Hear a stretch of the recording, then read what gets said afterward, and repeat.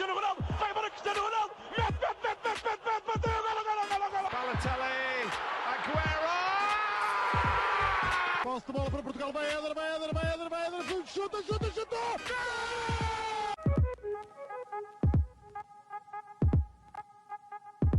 Olá, sejam muito bem-vindos a mais um episódio do nosso podcast Os Paneca. Eu sou o Rodrigo Canhoto, estou acompanhado dos habituais João Blanco e Miguel Rocha. Temos hoje aqui a presença do Pedro. Bem-vindo, Pedro. Pedro também tem aqui um podcast dentro do 78, o Mão de Deus. Pouca gente ouve. Até ao próximo episódio, digamos. Tá. Porque eu vou lá. E portanto, passem por lá também para ouvirem. Ótimos conteúdos. Parabéns, desde já. Obrigado. E portanto, nós estamos aqui para o episódio mais negro da história deste podcast. Vamos falar exclusivamente do Futebol Clube do Porto. E Pedro, isto é um episódio que nos remonta a 17 de abril de 1982, quando Jorge Nuno Pinto da Costa tomou posse como presidente do Futebol Clube do Porto. Mas, fazendo agora um back to the present, começamos aqui por esta época. Houve algum sucesso ou esta época é de facto um fracasso para o Porto? Bem, obrigado pelo convite. É assim, em geral, eu diria que esta época não é nada que não seja um fracasso. Se nós olharmos para aquilo que é a história de Pinto da Costa no Porto, há dois momentos antes deste, que é o que nós vivemos agora, em que se pode considerar de fim de ciclo. O primeiro é quando é antes de Mourinho chegar, em que estamos 3 anos sem ser campeões pela primeira vez desde que Pinto da Costa está na presidência do clube, no início deste século. A segunda vez que se calhar se perspectiva um fim de ciclo é quando o Benfica é tetracampeão. E agora acho que chegámos à terceira, e se usarmos a expressão à terceira de vez, se calhar é mesmo desta que é de facto o fim de um ciclo, que acho que é o maior ciclo que existe deste género no futebol português, porque de facto não existe qualquer perspectiva de futuro com o atual presidente, com a atual direção, e isto é algo que não vai só mesmo a nível de questões desportivas, vai mesmo a nível da saúde financeira do clube, a nível de gestão do clube. É algo que desde os últimos, diria, 10 anos que se tem vindo a deteriorar, sim. Rocha, vimos agora, pelo menos a mim, é o expoente máximo daquilo que não foi só esta época do Porto, mas estes últimos anos de presidência de Pinto da Costa. Nós vemos a contratação de Francisco Conceição por 10 milhões de euros, depois de ter saído a 5, e fica com uma cláusula de 60 milhões e tem direito a 20% de uma futura transferência. Esta época, isto é o expoente máximo desta época ou não? Expoente máximo não sei. Sei que é o culminar da política financeira que o Porto tem vindo a ter provavelmente nos últimos 8 anos, diria pelo menos. Ali desde o início do tetra do Benfica, que o Porto tem ficado assim um pouco às aranhas no que toca às contratações desportivas. Houve várias que foram um fracasso, mas para além das que foram um fracasso, que acaba por ser algo minimamente comum nos clubes de futebol, e o que se fala mais são as que foram deixadas de sair a custo zero. Isso obviamente é que tem um impacto nas contas fortíssimo, porque é o clube que anda a fazer uma valorização do ativo para depois chegar ao fim do contrato e não haver renovação. E deixar chegar a esse ponto em que o clube não pode fazer nada, é o jogador que tem tudo na mão, é ele o único a poder decidir. Ele pode fazer com que, obviamente, o clube esteja na situação em que está neste momento. A questão do Francisco Conceição, obviamente que esta época, lá está, foi algo muito criticado logo quando foi, pelo menos para mim, vendido na altura, porque foi um valor risório, e agora obviamente trazê-lo pelo que já se esperava, com essa perspectiva de voltar a adquirir por um valor ainda por cima superior, lá está o que dizes, é o ponto máximo desta época, que foi realmente um fracasso. A Taça de Portugal nunca na vida vai salvar nada. Poderia salvar uma prestação na Champions de meias finais, isso salvava uma época, acredito eu. Estamos num terceiro lugar ali com o Braga e o Vitória a morderem-nos os calcanhares. Obviamente que eu acredito que vamos ficar no terceiro lugar, essa não é a questão, mas estarmos sequer nessa posição é algo anormal. E portanto sim, foi uma época que não se pode dizer, como muitos dizem, que foi provocada pela questão das eleições, porque o Porto já esteve nessas situações em anos anteriores, seja em 2016 e 2020, nas últimas duas, em que já em 2016 o Pinto Costa obviamente ganhou, já nem sei se havia concorrência, mas foi quando teve a sua votação mais baixa. Depois em 2020 acaba por subir também pelo que o Conceição acaba por fazer no Porto, isso obviamente que ajudou, e foi um reanimar da personalidade de Pinto da Costa, porque obviamente acho que se o Benfica fosse pentacampeão era o destruir de uma simbologia que é característica do Porto. É o único clube em Portugal que foi pentacampeão, e o Porto Pinto da Costa, que acaba por ser o Porto de todos nós, é um Porto que vive muito de símbolos, ou seja, como estávamos a falar no último episódio, a questão de eu acreditar que o Sporting não vai ao Dragão, não consegue ser campeão. É uma questão da simbologia, do que significa para o clube ter um rival a ser campeão no estádio dele. É uma questão de símbolos. E essa questão do pentacampeonato seria também uma muito importante. E portanto, eleições não são a causa desta época desportiva do Porto, são sim um espelho de tudo o que tem vindo a ser praticado nos últimos anos, e que, como o Pedro disse, acaba por ser, espero eu, à terceira e de vez. Blanco, tinha aqui outra pergunta surpresa para ti. Sendo também tu treinador, podes pegar também nesta época, mas o facto de Pinto da Costa ter estado até o momento 42 anos à frente do Futebol Clube Porto deve sobretudo aos treinadores que ele colocou à frente do Porto, ou de facto ele também contribuiu para isso? Como vemos, e já comentámos aqui várias vezes desde o início do podcast, que o Sérgio Conceição consegue fazer omeletes sem ovos, sobretudo estes últimos anos, como o Roger também vai dizendo, com imensas saídas a custo zero. O que salvou Pinto da Costa durante estes 42 anos foi o treinador, ou de facto há que dar mérito a Pinto da Costa em algum ponto desta longa história? Bem, em primeiro lugar, olá a todos. Dizer que é muito bom ter o Pedro também aqui neste espacinho do projeto.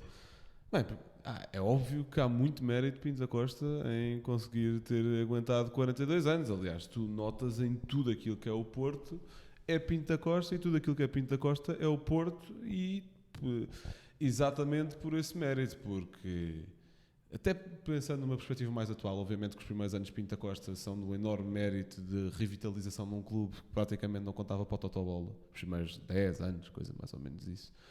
E até a própria atualidade do Porto é toda feita com base numa espécie de comunicação de está tudo contra nós e o centralismo quer prejudicar-nos, e se isto não existisse, o Pinto da Costa já não estava lá há 20 anos, se não houvesse esta estratégia toda pensada. E obviamente que parte também da estratégia é atrair talento, e talento é José Mourinho, e talento é André Vilas Boas, e talento é Sérgio Conceição. Portanto, todos excelentes treinadores, e nem estou a ir mais atrás. Chegámos aí a falar num episódio com o Rui Miguel Tovar sobre Artur Jorge, sobre José Maria Pedrota, ainda se podia ir mais atrás. Portanto, obviamente que há mérito quando atrás bom talento de forma regular, mas depois também pensas, sequer nos últimos 20 anos, em que tiveste épocas extremamente mal planeadas, mesmo que tivesse o ativo certo lá. Por exemplo, lembro-me de... Não estou a dizer nenhum disparado quando digo que o Luís Castro esteve no Porto. Não Pois. Acho Por pouco tempo. Mas teve. Luís Castro, um bom ativo. Talvez ainda pudesse estar um pouco verde enquanto treinador, mas acho que também Paulo Fonseca, exatamente. Só que, por um lado, tiveste bons ativos enquanto treinadores com plantéis e planeamentos de plantel algo duvidosos. Por outro, também chegaste a ter plantéis que, ok, não eram de super estrelas tipo Hulk, Falcão e Rames, mas tinhas José Peseiro a liderar a equipa. Ou Lopetegui. Mas sim, mas O Lopetegui acho que é um patamar muito intermédio, porque eu sinto que ele também... Não sinto que era um mega talento enquanto treinador, mas também não posso dizer que ele era incompetente. Eu acho que ele acaba por ter azar, sinceramente, na época dele. Não foi um treinador que eu desgostei. Atenção, levou como Ferrari, chamado Rui Vitória. Isto também é importante dizer, a culpa não foi dele. Mas pronto, obviamente que há muito mérito de Pinto da Costa, porque todo, independentemente do meio, independentemente da forma, chegou sempre ao fim pretendido. E agora podemos discutir se os meios são morais, se são legais, se vão ao encontro daquilo que é os valores que queremos para o Porto e para o futebol português, mas a questão é, a finalidade apareceu sempre, e isso é muito mérito de Pinto da Costa. Está claramente entrelaçada a história do Porto com o Pinto da Costa. Creio que são mais de 53 títulos que o Pinto da Costa ganha. Acho que ele é o presidente mais titulado de sempre. E o que está Quer mais dizer, tem funções. Sim. Portanto, Pedro, o que é que nos podes dizer também sobre o impacto do Pinto da Costa na história do Porto? É assim, é da noite para o dia, porque aquilo que acontece especialmente nos anos 80 e 90 é algo que o Porto nem nunca deve ter pensado que, enquanto instituição, enquanto clube, fosse acontecer, porque passa de ser um clube que ganha muito de vez em quando e que está nos grandes palcos muito de vez em quando, para ser o clube que naqueles 20 anos foi mais assíduo a ser campeão, vencer taças, a ser campeão até fora de Portugal a nível internacional, depois com essas vitórias a nível internacional serem estendidas já para este século.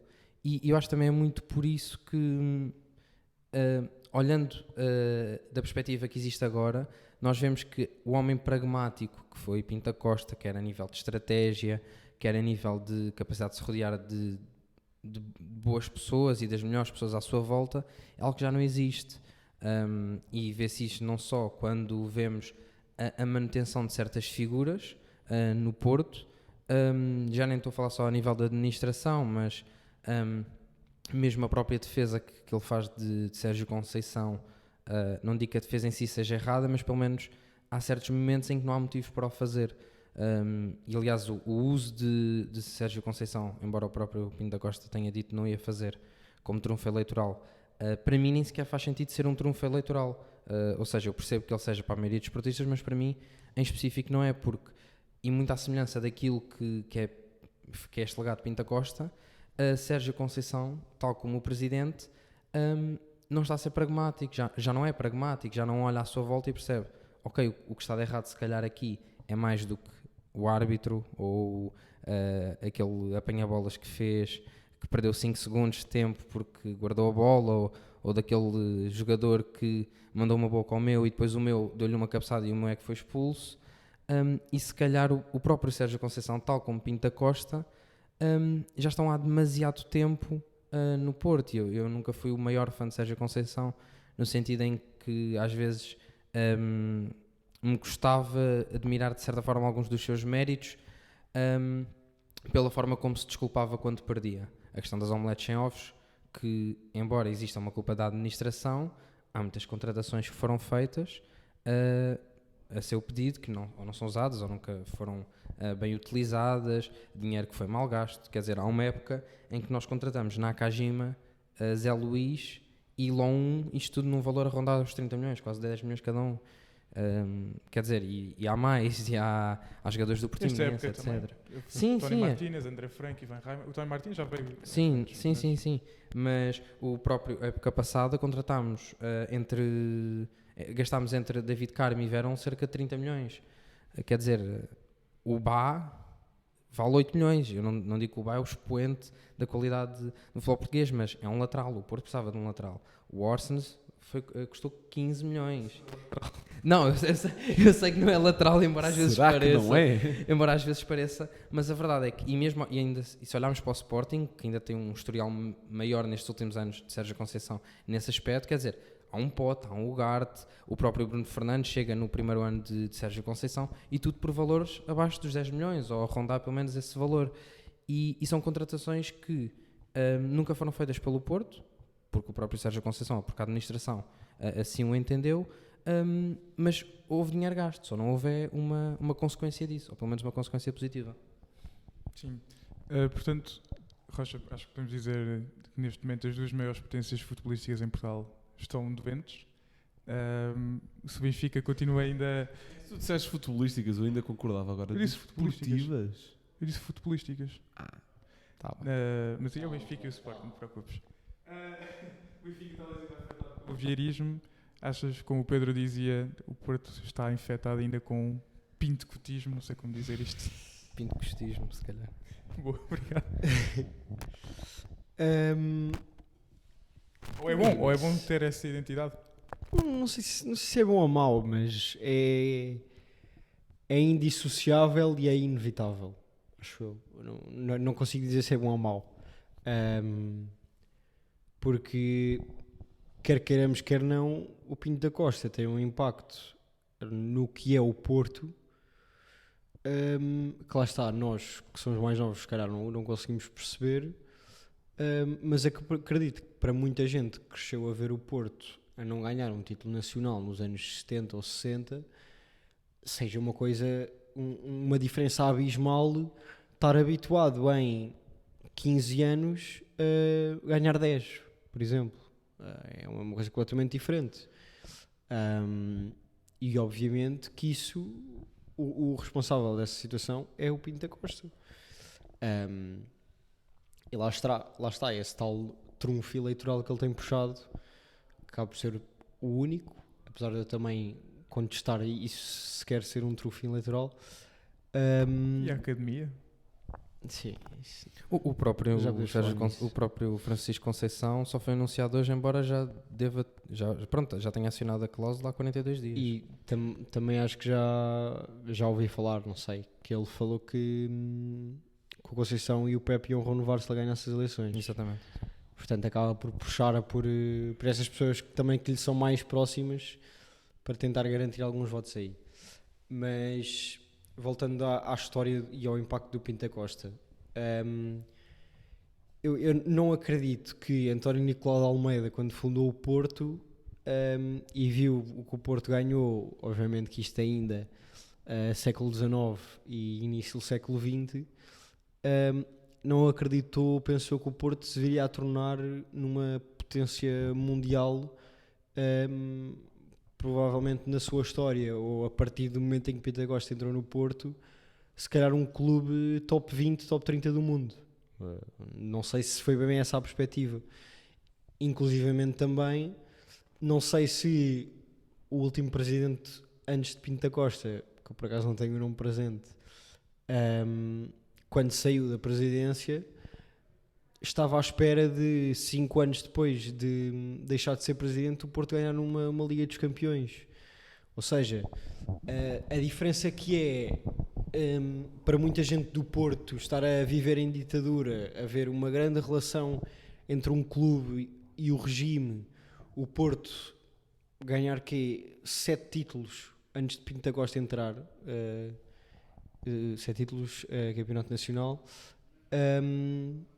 e depois disso haver uma transformação completa para melhor. Ou seja, o Porto deve 80% ou mais da sua história ao Pinto da Costa, e isso é algo que para muita gente, inclusivamente para o próprio Pinto da Costa, não percebe, que é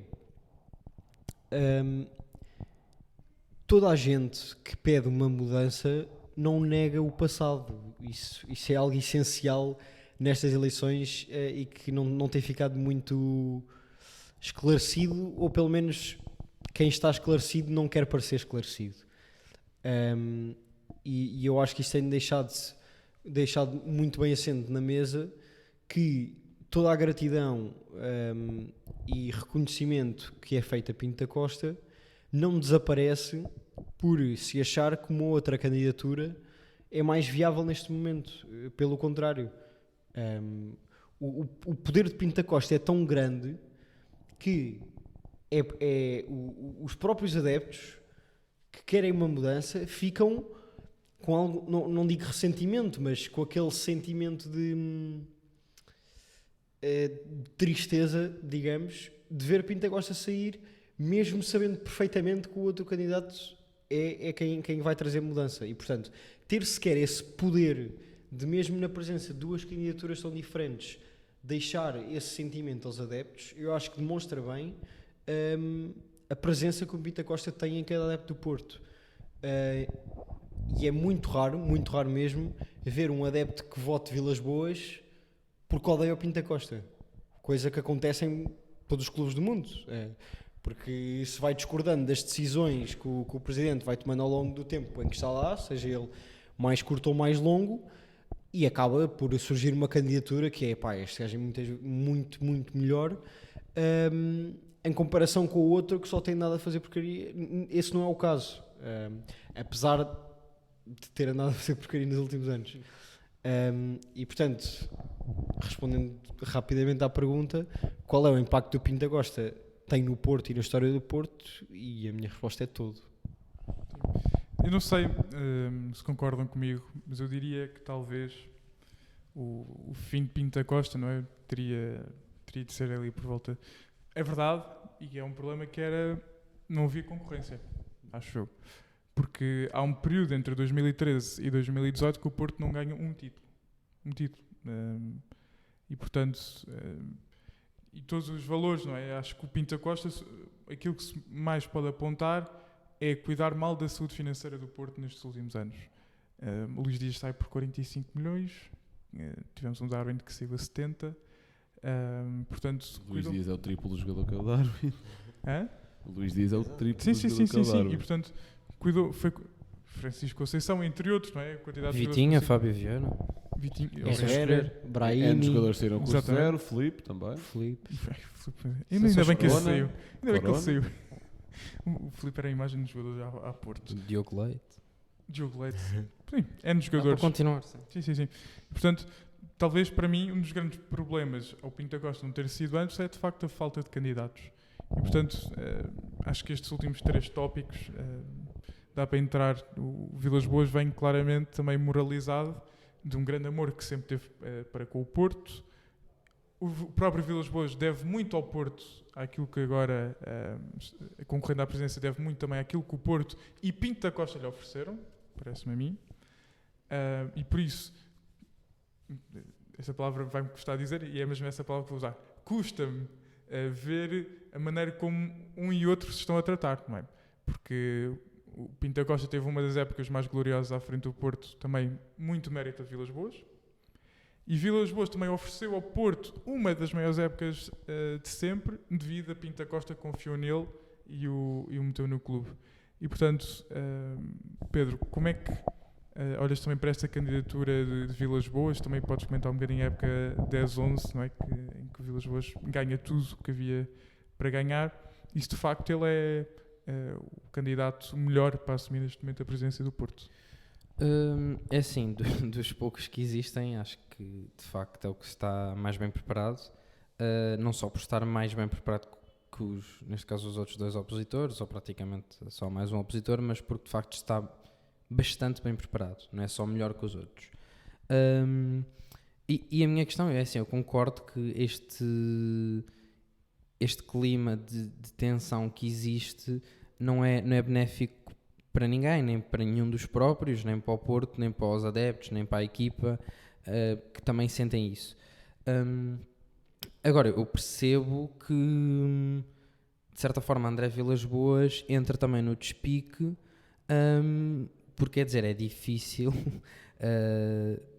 manter todo o tipo de serenidade, que até tem sido mantida, mas é difícil não entrar minimamente no despique quando se está a falar neste momento, ou quando se está a fazer uma candidatura contra Pinto da Costa, que usa todo o tipo de afirmações, façam sentido, não façam sentido, mentiras, desdiche, etc. E não é que André Vilas Boas, que eu acredito que ele vá salvar o Porto e o mundo e a terra e eliminar e repor a camada de ozono, nada disso, mas eu acho que é a melhor hipótese que nós temos de momento. Parece-me uma pessoa pragmática, parece-me uma pessoa que é capaz de se rodear dos melhores para as posições que neste momento o Porto precisa, e aliás Zubizarreta eu acho que é uma ótima adição àquilo que pode ser a estrutura do Porto.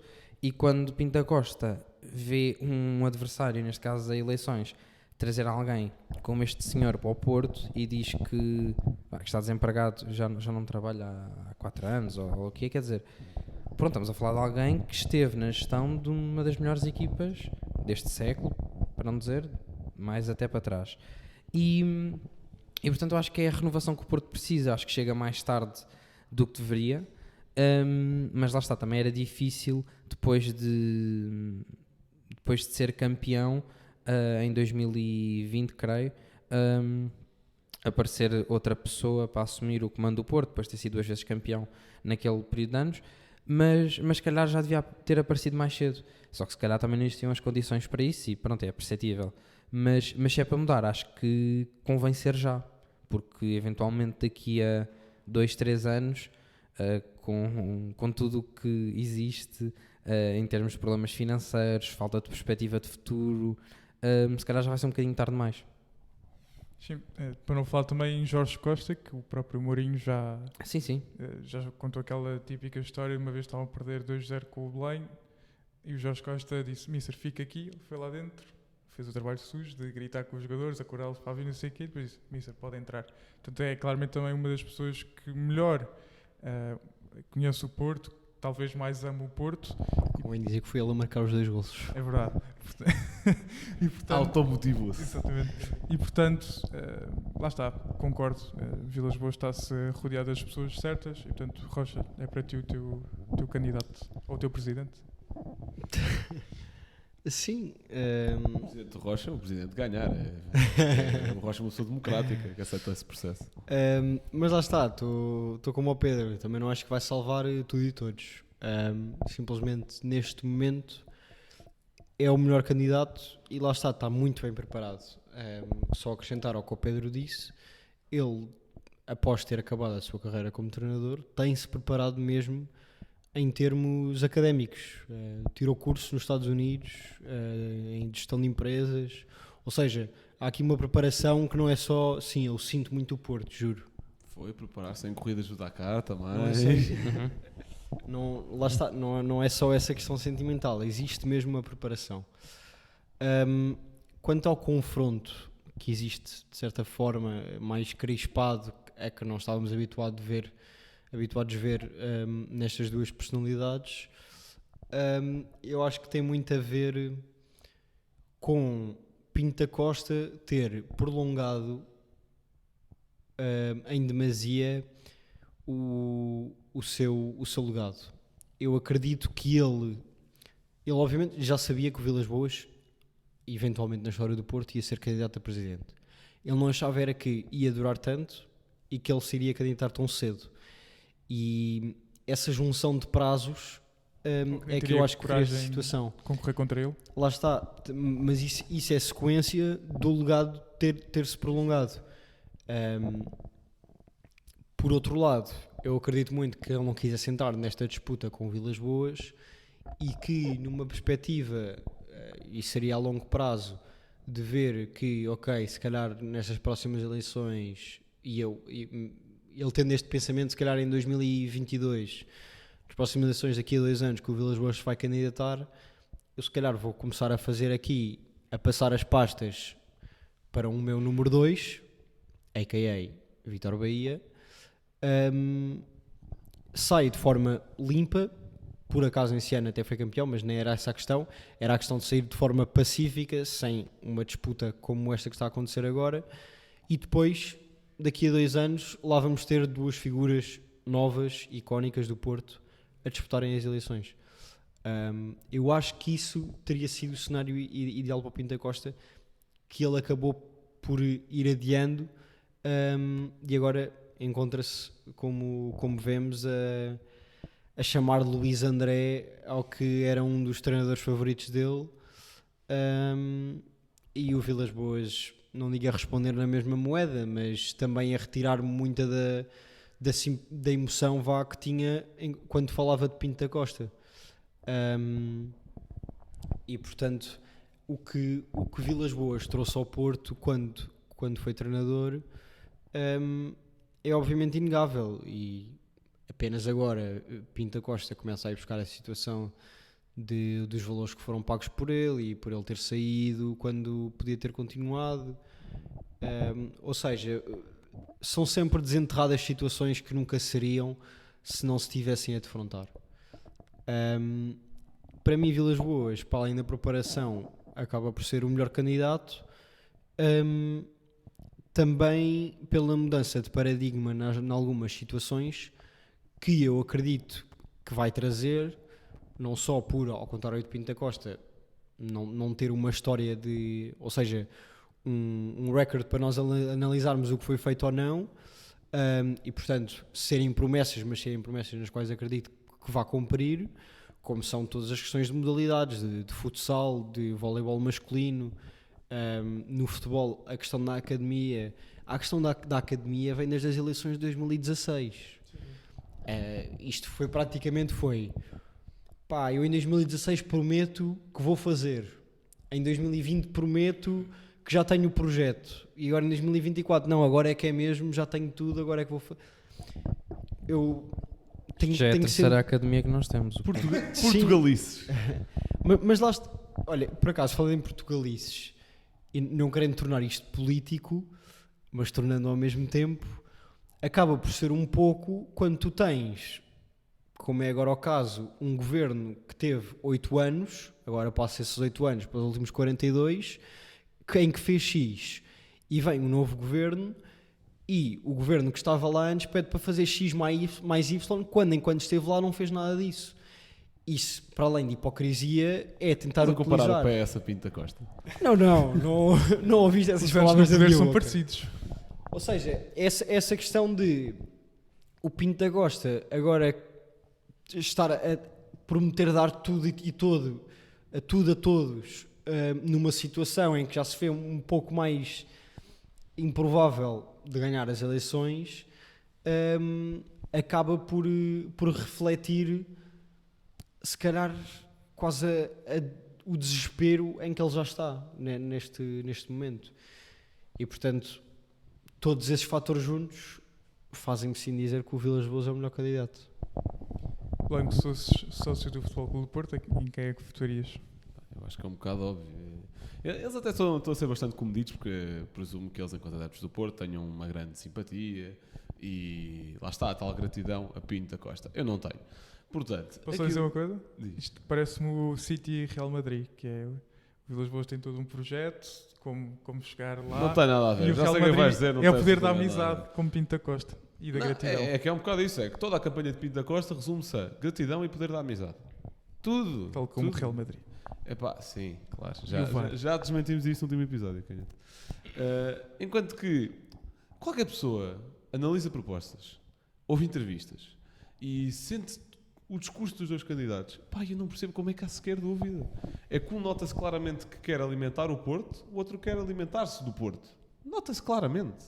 Até porque sabemos perfeitamente que nos últimos anos, principalmente na última década, também foi mais propício ao Porto cair em vícios, porque Pinto da Costa quer livrar-se de pessoas dentro do Porto, porque já não têm utilidade, mas não consegue, porque se vierem cá para fora e se forem expulsas desse núcleo duro, vão revelar coisas que não convinha serem reveladas.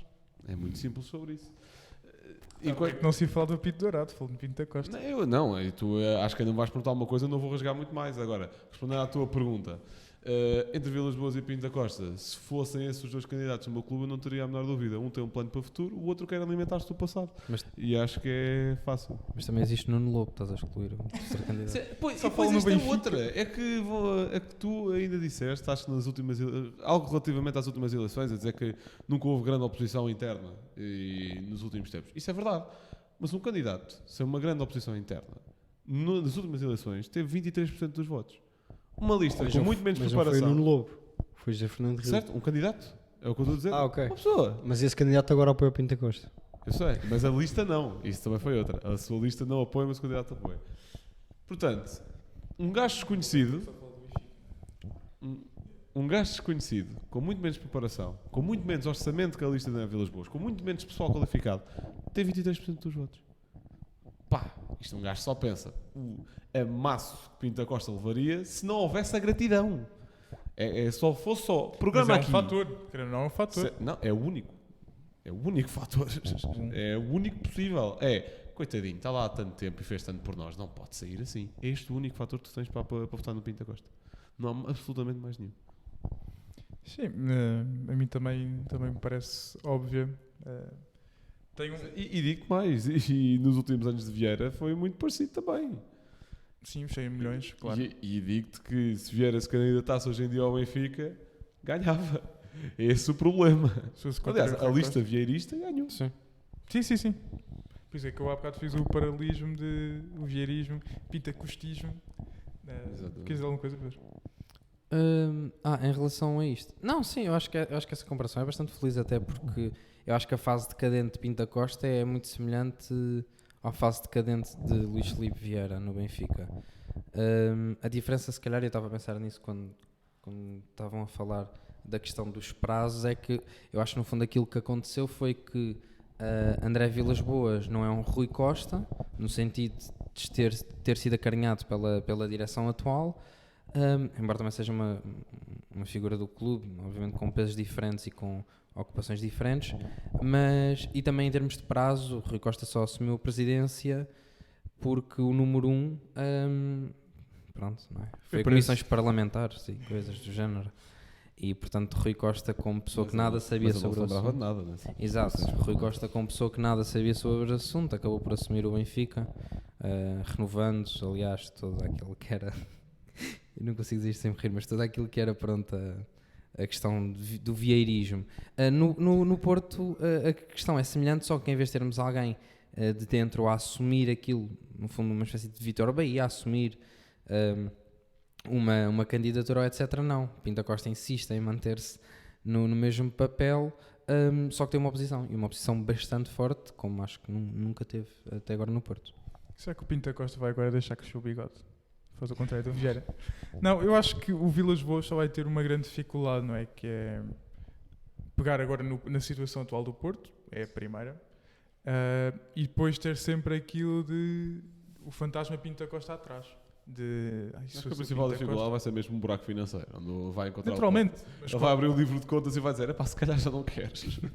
E portanto, e vamos ver agora também com a questão da academia, se vai para a frente, não vai, com o próprio Vilas Os terrenos Boas. foram comprados. Pois não é? é isso, portanto, Mais estou uma muito vez, curioso. um grande sentido democrático em tomar Sim, decisões exato, destas sim. a 1-2 Sim, semanas exato. das Não, eleições. mas acho que também já vieram dizer que o contrato pode ser revogado se o novo presidente quiser. Não sei o quê. Acho Sim, que é está uma esse empresa, contrato. foi criada 2 ou 3 anos, sei lá o que foi.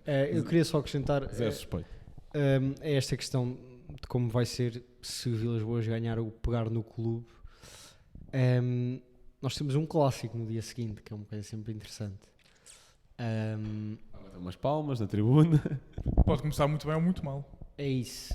Pode começar muito bem ou muito mal. No caso do futebol, vai-se ver muito qual vai ser a posição das claques. Isso vai ser algo que vai ficar logo bastante patente. Da claque. Da Só há claque, uma sim. que apoia Pinto da Costa. Sim. Vai ficar muito patente no clássico porque lá está, por todas as performances que costumam ser feitas, obviamente que é o jogo em que o estádio está cheio, ver aquela bancada vazia pode ser um golpe duro para o Vilas Boas, no caso dele ganhar. Ou a gritar Luís André. Essa é outra. Mas lá está, algo que me deixou bastante contente e de certa forma com um pensamento positivo para o futuro foi naquele jogo que eu já lembro contra quem foi, mas para o campeonato em casa, em que os Super Dragões saíram do estádio logo no início do jogo e tu viste um apoio das bancadas centrais como eu nunca tinha visto no Porto. Obviamente, pronto, tens o coletivo lá no canto, mas mesmo para a questão da sonoridade do estádio não é o mais eficaz, digamos assim. E a verdade é que tu viste no tempo em que os Super Dragões estavam fora do estádio, pessoas que costumam ir ao estádio e que nem se levantam da cadeira provavelmente, se calhar lá puxaram de umas palminhas. E portanto, isto estou a dizer no espectro mais inferior, ou seja, obviamente que houve pessoas realmente saiu de um macaco dentro delas, em algumas situações. E, portanto, essa situação deixa-me um pouco positivo para o futuro se nos depararmos com um caso em que existe uma separação total entre os Super Dragões e a direção. Isso é uma coisa que me deixa com algum tipo de esperança, mas acho que vai ser muito patente no Clássico e vai deixar grandes previsões para o futuro. Eu, se fosse o Futebol Clube do Porto, mandasse alguma coisa lá dentro, eu, logo no jogo, se Pinto Costa perdesse, eu convidaria Pinto Costa a subir o relevado e ser ovacionado pelo estádio, porque acho que merece aquilo que deu, lá está, aquilo que deu ao Mas Porto. eu, infelizmente, tenho 99% de certeza Eu também que isso acho. seria recusado. Eu também acho. E portanto, para terminar, Blanco, coloco-te esta questão, que é: o futebol português tem de agradecer ao Pinto Costa ou não? O futebol português. Bem, obviamente que não. Obviamente que não. E tal como o futebol português não tem nada a agradecer a Vieira, que lá está. Impactos diferentes. Aliás, até podemos comparar, ou seja, são dois jogadores com estilos semelhantes, mas obviamente qualidades diferentes. Enquanto Pinto Costa está numa Liga dos Campeões a nível de corrupção, Vieira está numa Liga Europa. Pinto Costa é mais corrupto que Vieira? Pelo menos está lá mais tempo e teve muito mais impacto no seu clube. Eu acho que eles são os dois Liga dos Campeões na corrupção, mas... O Shakhtar, o outro... Não, mas o Vieira está a nível de conferência em termos de capacidade de a esconder. Mas em termos de corrupção em si, estão dois em alto nível. Faz sentido. Não, claramente que não. Apesar de serem dois... Isto fazendo paralelismo muito rápido, porque são dois presidentes que pegam numa altura do clube crítica. Aliás, falas com qualquer benfiquista dos últimos anos e dizem: temos de agradecer muito ao Vieira por nos citar do Vietnã. Ok, é custo. É um bocadinho por aí. Ele salvou o Benfica, tudo bem, ok, e a seguir. E o Pinto da Costa acho que é um bocadinho igual. Década de 80 consegue pôr o Porto num lugar de poder em tudo aquilo que é as decisões dos títulos do futebol português, e nisso há muito mérito, porque o Porto antes não era praticamente nada. Mas chegamos às décadas de 90 e aquilo é o quê? A partir do momento em que se vê numa posição de poder, aquilo ele não influenciou de forma nada positiva o futebol português. Aliás, ele até montou um esquema de influências, um esquema de corrupção que só prejudicou o futebol português a longo prazo, porque fez com que o futebol português não se desenvolvesse como muitas outras ligas, como por exemplo a Premier League que se desenvolveu. O campeonato português, na década de 80, com jeitinho, se calhar até tinha uma expressão equiparável à da Premier League, só que depois a Premier League, tanto na década de 90, faz uma mega reestruturação, a nível de tudo, a nível de equipas, de marketing, de dinheiros, etc. A lei de Bosman também contribuiu para isso. Enquanto a década de 90 do futebol português é Pinto da Costa a fazer aquilo que o bem entende. E é isto, tal como depois um bocadinho mais tarde, ali... anos 2010 mais ou menos, Vieira também fez uma coisa semelhante. Portanto, não de todo que o impacto geral é positivo, até porque enquanto que de um lado tens pôs o Porto nas posições de poder, do outro tens estragou o futebol português completamente, não houve nenhum tipo de respeito para aquilo que é desportivismo, para aquilo que é competição, nunca houve, por parte de Pinto da Costa, nunca hove. E para além disso, olhas para o legado mais recente, é o Porto na ruína financeira, portanto até se está a contribuir de forma... está-me a faltar uma palavra, mas contribuir sem querer para uma competitividade menor do futebol português, porque está a tirar um dos grandes da discussão. Porquê? Porque se quer agarrar ao poder, porque se quer agarrar a todos os seus vícios, porque é todo o foco de uma pessoa naquilo que devia ser o trabalho de um clube. Portanto, eu acho que nunca na vida podemos falar de Pinto da Costa, tal como nunca na vida podemos falar de Vieira, e falar de um contributo positivo para o futebol português. Não, é tudo o que está de errado no futebol português. Ponto. E qualquer pessoa que veja ao contrário é clubista. É simplesmente, vês isso, Canhoto é do Porto. Vês qualquer pessoa de fora vê os factos, e quando digo fora é estrangeiro. Qualquer pessoa de isso fora não vê de certeza. vê os factos Garante-te. e vê, Garante-te. vê que apresentas, olha, estava aqui estes videozinhos com umas escutas. Isto é o quê? Isto é positivo para o futebol português? Não sei. Não de todo. E também todo um clima de ódio que se foi gerando, não é? Sim, era isso que eu queria dizer com um esquema de influência. Os meus pais, a certa altura, quando vocês tiveram Bruno Carvalho, eu dizia: lamento, mas eu detesto muito mais o Sporting que o Porto. Os meus pais: tu não viveste os anos 90. Os meus pais não suportam nada que seja do Porto e do Pinto da Costa, ou seja, há mesmo um trauma qualquer ali da malta que acompanha o futebol a sério nos anos 90 de aquilo era impossível jogar, porque não dava para Queres jogar. saber como é que Bruno Carvalho chega ao Sporting? o Bruno Carvalho chega ao Sporting porque o futebol português se tornou um pântano de tanto jogo de influência que subconscientemente De acordo. entra na cabeça das pessoas que a única forma que temos de ganhar é com um gajo assim. E chega Bruno Carvalho que, apesar de querer, tentado várias vezes, e todo o discurso era apontado para isso, montar um esquema de influência semelhante a de Pinto Costa e de Vieira, nunca corrompeu. E isso é uma coisa muito importante de Queres destacar. Nada provado. Tem escutas do Pinto da Costa no YouTube. Está às claras, que só não são utilizadas em tribunal por causa de uma especificidade da lei. Ele safa-se por isto. Está tudo às claras. Está tudo ali. Enquanto que tens agora também um Boaventura que foi condenado pelo tribunal, que nada tem a ver com o Benfica. O Benfica não sabia de nada. Portanto, isto estou a dizer que está provado. É provado que Pinto da Costa corrompeu. É provado que Vieira corrompeu. É provado. E é este tipo... É este tipo... Se ele foi condenado em tribunal. Podes dizer que censuras tendo em conta as escutas que ouviste. Isso é uma coisa diferente. Ok, pronto. Do ponto de vista legal, ele de facto não é Não, culpado. está bem. Eu não estou a dizer que é do ponto de vista legal, porque lá está. Aproveitou furos na lei. Sim, sim. É isto. Portanto, e é por esse tipo de pessoas a chegarem ao poder no futebol português que outros clubes, o Sporting e não só, até o António Salvador, o discurso é um bocadinho apontado para isso, mas no contexto de Braga. E lá está, também nunca corrompeu, evidentemente. É este tipo de pessoas que atrás e todo este esquema em dominó, podemos dizer que é um contributo positivo para o futebol português. Nunca na vida, acho que só atrasou o futebol português em tudo. Um boneco em 2020 foi campeão. Ok. Parandas, o herói do futebol português. Sim, e depois... enfim. Bem, estamos a chegar ao final deste episódio. Não, mas não te queres perguntar a mesma coisa? Agora estou com curiosidade para saber. A resposta deles é óbvia, não é? Não, mas quer saber o porquê. É isso que eu quero saber. Tá Porque bem, ganhou então, uma força. Champions e o futebol português já não Quem ganhava há começa? muito tempo. Não, eu respondo em poucas palavras. Acho que a resposta é obviamente que sim. Esses anos que o Blanco fala dos 42 em que ele teve na presidência, todos os factos de que falaste foram em 2-3 anos. Tudo o que aconteceu no Apito Dourado foi em 2-3 anos. Portanto, é reduzir a muito pouco o que o Pinto da Costa fez. E diria-te mais, se isso, tendo em conta que isso, nada foi provado em tribunal, não há condenações ao contrário do que houve com Luís Filipe Vieira, todo o impacto desportivo que o Pinto da Costa teve foi tornar possível uma equipa portuguesa ganhar um título internacional.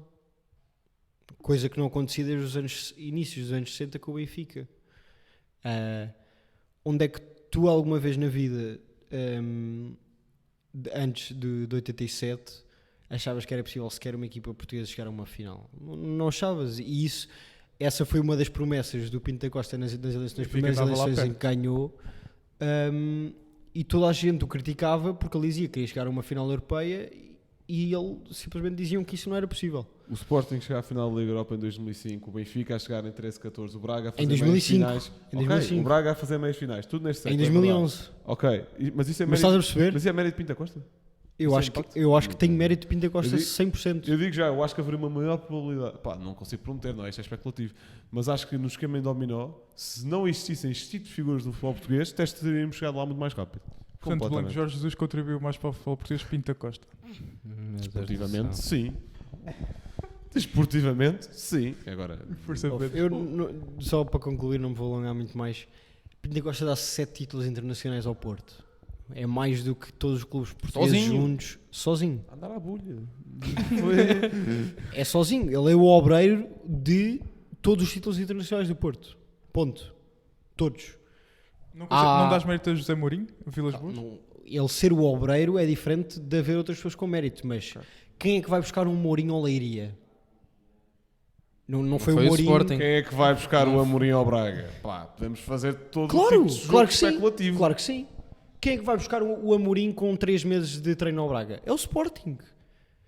Não dás mérito ao Varandas por causa disso? Ele não consegue. Não, eu dou mérito Por ir ao buscar um treinador por não sei quantos milhões com 3 meses de treino numa equipa principal. Certo. E no ano seguinte ser... Eu, por acaso, acho que é uma decisão irresponsável. Eu também acho que é, mas E eu correu também bem. achei. Correu bem, E correu eu também bem, achei. mas é Na altura eu responsável. critiquei imenso o Varandas. Quem é que paga esses milhões todos para um treinador deste? O Amorim não vai dar nada.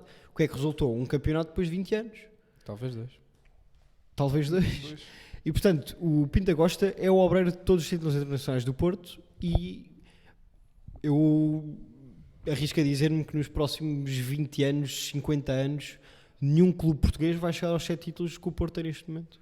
E portanto... Não, mas isso também À acho que não. vontade. Isso também acho que não. Mas isso é por lá está. Porque o futebol português chegou a um ponto de atraso em relação a outras ligas europeias, muito por causa de figuras como estas. Força, Pedro. Bem, então, obviamente que não, de um lado, obviamente que sim, eu acho que é difícil, eu estou mais no meio, porque eu acho que é difícil imaginar como é que seria o futebol português sem Pinto da Costa, acho que é impossível de imaginar, de uma forma, por exemplo, não é difícil imaginar ou fazer uma perspectiva de como é que seria o futebol português nos últimos anos se a Herrera tivesse falhado o remate contra o Benfica, ou se o Brano Ruiz tivesse acertado, acho que é mais fácil de fazer uma pequena previsão.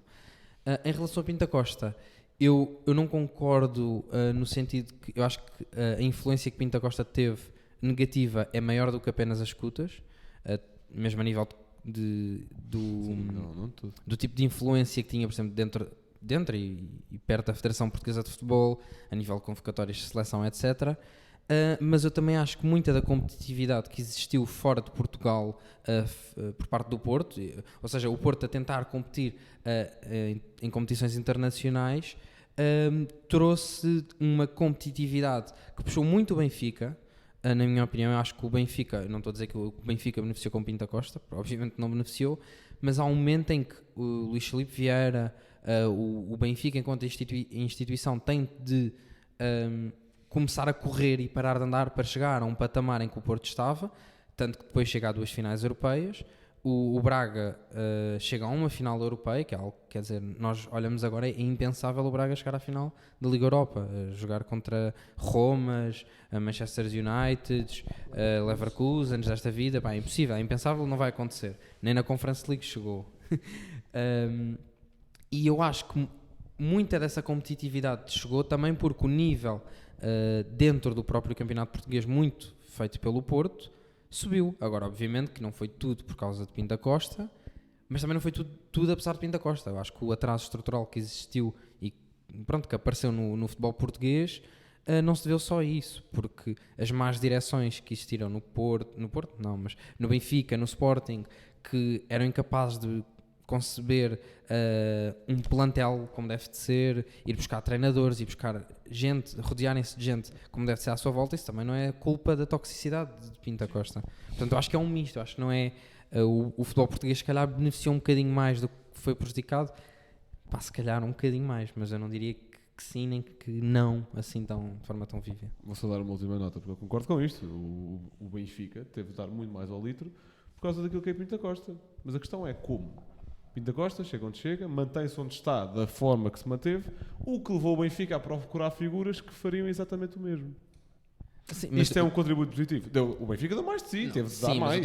Mas, ou seja, quando nós estamos a falar de competições europeias, as questões de corrupção, dos mails, etc., já não entram tanto para aqui. Ou seja, numa construção de um plantel a sério, acho que esse tipo de coisas são um bocado de parte. É todo um esquema em cadeia. A partir do momento em que ganhas mais títulos internamente, fazes mais receita, atrás mais pessoas, mais receita permite construir plantéis melhores que te fazem ter mais chances na Europa. Sim, mas o próprio Benfica e o Porto sempre foram sempre foram clubes relativamente vendedores e capazes de vender clubes. O Benfica muito através da formação, depois a dada altura de talentos sul-americanos, tal como o Porto, e portanto eu acho que não é assim tão linear quanto isso. Okay. Bem, sendo eu o juiz disto, não, acho que o Pinto Costa está no melhor e no pior do futebol português, por todos os motivos que já enumeraram, portanto não vou repetir. E, portanto, o futebol português pode bater uma palma a Pinto da Costa. Exatamente, está bom.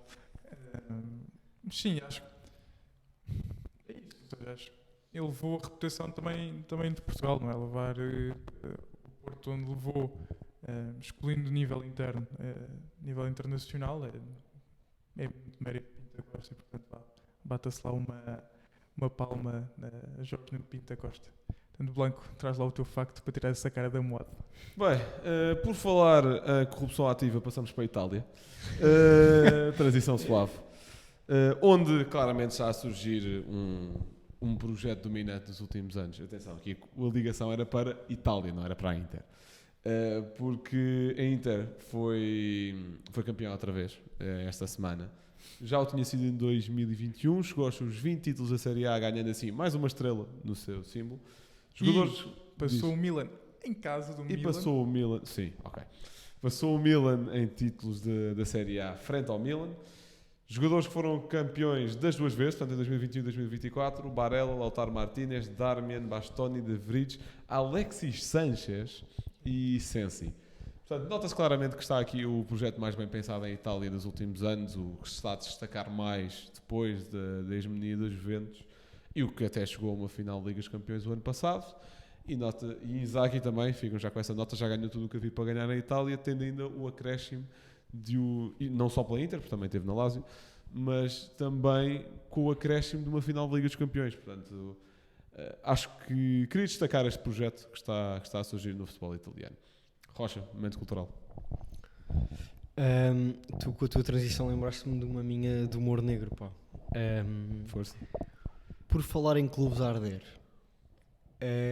saiu um documentário com 3 episódios na Netflix Vais falar de quem? sobre o alojamento do Flamengo que ardeu em 2019. Olha aí. Desculpa. Em 2019, coitados, não tem piada. Não vou mandar isto ao Luca. Em 2019, sobre aqueles vários jovens que faleceram e tinham alguns deles grande perspectiva de futuro no clube, bastante promissores.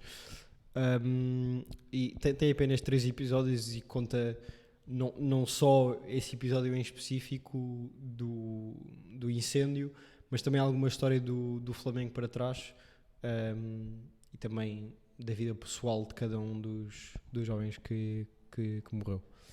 Canhoto, o teu emplastro. Bem, o meu emplastro de hoje é Paulo Futre. E posso também trazer aqui um desafio para vocês. O Paulo Futre começa no Montijo, vai para o Sporting, faz uma época na equipa principal do Sporting, vai para o Porto, do Porto para o Atlético. Atlético vem fazer 6 meses para o Benfica, passado 6 meses vai para onde? Alguém sabe? Depois do Benfica. A partir daqui ninguém sabe. Vai para o Marselha, onde está lá há 6 meses, joga 2 anos no Reggiana, Itália, 2 épocas, vai uma época para o Milan, do Milan vai para o West Ham, onde jogou com Frank Lampard, onde volta ao Atlético e encerra a carreira em 98 no Yokohama Flugels, não sei se é assim que se diz, do Japão. E portanto, não fazia ideia que o Paulo Futre tinha jogado no Milan, no West Ham, Marselha e no Reggiana também não. E portanto, fica aqui o emplastro Paulo Futre. Só para dar um esclarecimento, como esta rubrica se calhar não apareceu durante 2 anos e tal podcast, o emplastro não tem de ser alguém desconhecido. O emplastro pode ser Ronaldo, mas de repente o Ronaldo tinha jogado no Cucujães, mas ninguém se lembrava. Portanto, este é o conceito do emplastro. E portanto, chegamos ao final de mais um episódio. Agradeço ao Pedro por ter vindo. Um grande abraço para o Gil, coitado, que hoje tem 2 testes, então hoje de certeza que ia gostar muito de comentar toda esta situação. Eu ia concordar comigo, de certeza. E portanto, espero que tenham gostado. Continuem a consumir 78, gosto desta frase do Blanco. Ouçam também o podcast A Mão de Deus. Fiquem bem e até à próxima.